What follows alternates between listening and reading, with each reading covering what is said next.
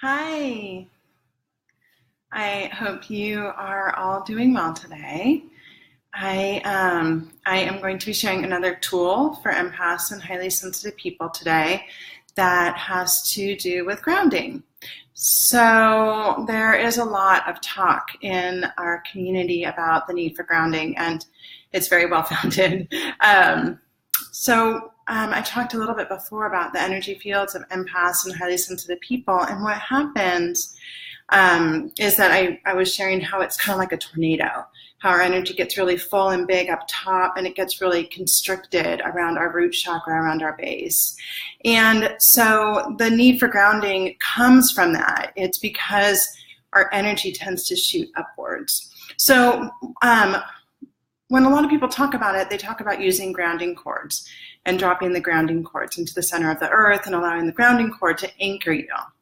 And this is useful. It's useful, but I think that there are more complete ways to work with this. So with a grounding cord, what happens is you still don't really accentuate the base, the root chakra energy. What happens is you still have this really big upper chakra system open like this, and then you have this cable coming down, but it's just a cable, just a vision of this cable that's anchoring you in. So it kind of holds you, but it doesn't keep you from doing this, if that makes sense.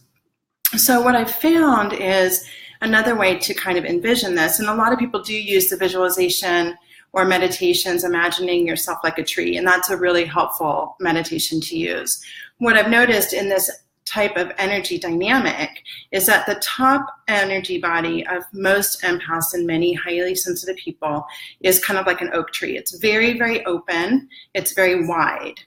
And then the bottom part is kind of like a laurel, right? Or a birch. It's like very skinny, and it doesn't have the root system necessary to support the oak canopy. So if you're using that type of visualization, or using a tree visualization, you want to imagine your roots coming down and spreading out. But in addition to that, and what is super, super useful is to work with the concept of embodiment. And embodiment is actually like a very, very broad and in-depth topic. And I've done a great Facebook Live with my colleague Alicia Miller on embodiment, and I'm going to share that link in the comments with you after I'm finished. But to start with, before you go into like the full embodiment process, what you can do is work with your meditation and your visualization practice of bringing yourself into your body. Like actually taking the time in your meditation, especially at the end of your meditation, to feel yourself coming back into your body, to feel your legs, to feel your feet against the ground, to feel your butt in the chair, like to really bring yourself into your body. We also talked in my last Facebook Live about breathing and about bringing yourself into your belly and your breath. And this is another thing that is really helpful for the embodiment process, because true grounding comes from being in your body. Like true grounding to where you don't need to use cables and you don't need to work with visualizations anymore, comes when you've done the work to actually be in your body. But it can take a while to get there. It took me quite a while to get embodied. And I don't have to use those tools anymore. But in the meantime, what you can do is you can do this work of bringing yourself in, feeling your feet, doing your emotional work, and really starting the process of feeling safe in your body. So one thing that has come through for a lot of my clients is to, first thing in the morning, put your feet on the ground, feel your feet on the ground. Like as you're getting out of bed, before you do anything else, before you like run into your day, right? Because we all kind of like we turn the alarm off and we start running. So you just want to take a few moments to bring yourself into your body. Put your feet on the ground, close your eyes, feel your feet, press your feet into the ground, feel your legs, breathe from your belly. Take a few moments to enjoy your body, to feel your body, to notice the strength of your body, to start your day from a very positive energy of like abundant energy for your body, of being really connected. and bring it in and say to yourself, in this moment, right in this moment, I'm safe in my body. Right now, I'm safe in my body. And this is a tool that you can come back to throughout the day. Anytime you start to feel the overwhelm or feel your energy rising or feel yourself out of sorts, you can come back in. You can take a few moments to pause, bring yourself into your body, bring yourself into your breath, and feel yourself embodied. At first, embodiment may only last for a minute or two, but as you do more and more work, and again, kind of referencing the video that I did with Alicia, where we have some very complete information for it, but as you work with it, you can start to feel yourself in your body more and more, and the need for actively working with grounding cords and visualizations will decrease. There are a few other tools that I really enjoy using with this, and that is essential oils. Now, again, essential oils, just like the visualizations and such, you still want to work with being in your body. That is like so hugely important. I cannot underemphasize it. I cannot overemphasize it.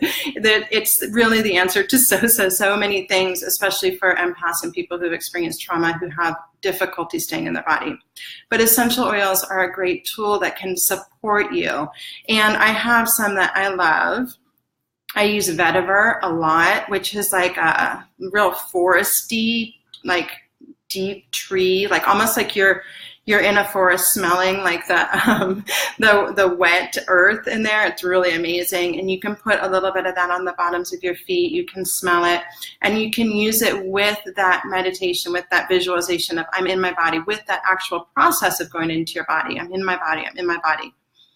As intuitives and empaths, we do want to still work with our upper chakras, right? So anytime you want to work with your upper chakras, you can bring yourself, you will actually be more intuitive if you are grounded in your body. You will actually be stronger as an intuitive when you are more grounded and embodied.